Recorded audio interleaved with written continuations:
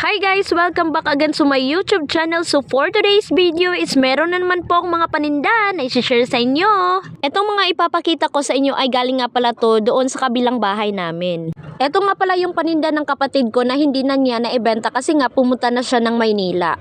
And eto yung first, yung bubbles. Eto naman yung laruan na airplane. Yung iba naman is meron na siyang price and yung iba is wala. Ito naman para siyang chessboard. Meron na siyang paper at saka yung chess.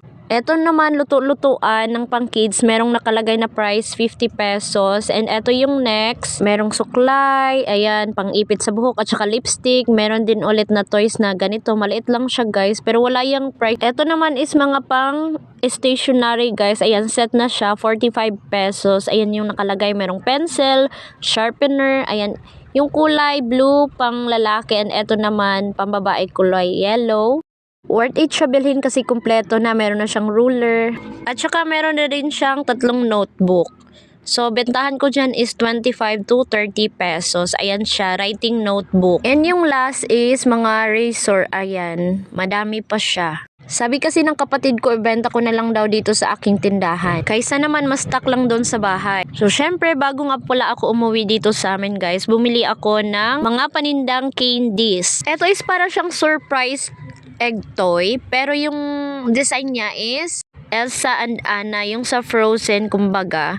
Ayan siya guys, meron siyang laman na 30 pieces and yung price niyan is 135 pesos. So meron siyang laman na food and meron din siyang laman na toys. Sobrang nagustuhan to ng mga bata guys, kaya naman sold out na talaga agad siya dito sa aking tindahan. And next time pa ulit ako makakapunta ng bayan para makabili. Next naman is new stock ko lang to dito sa aking tindahan guys ha. Chocolate daw yung laman niyan and meron siyang iba't ibang klase na mga design.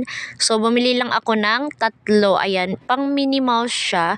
Ayan. Syempre, hindi mawawala itong paborito ng lahat dito sa aking tindahan. Ice cream, marshmallow. So bumili ako ng isa, dalawa, at saka tatlo. Kasi meron pa naman akong stock dito sa aking tindahan. Ayaw ko lang talaga maubusan kaagad. And yung candy na pinakita ko sa inyo guys, kulay pink. Ayan, same lang sila nito guys. Ito naman is for boy. Meron na yung laman na 24 pieces and 25 pesos yung puhunan.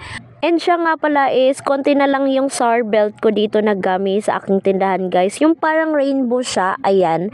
And ito naman is, bumili ako ulit guys. Isang pack lang kasi medyo mahal siya.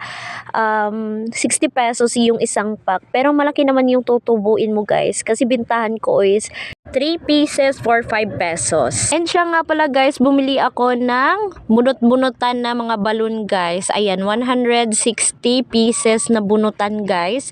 And yung price niyan is 140 pesos. And yung bintahan ko guys is 4 pieces for 5 pesos na bunutan. And hanggang dito na lang po itong video ito. Thank you for watching!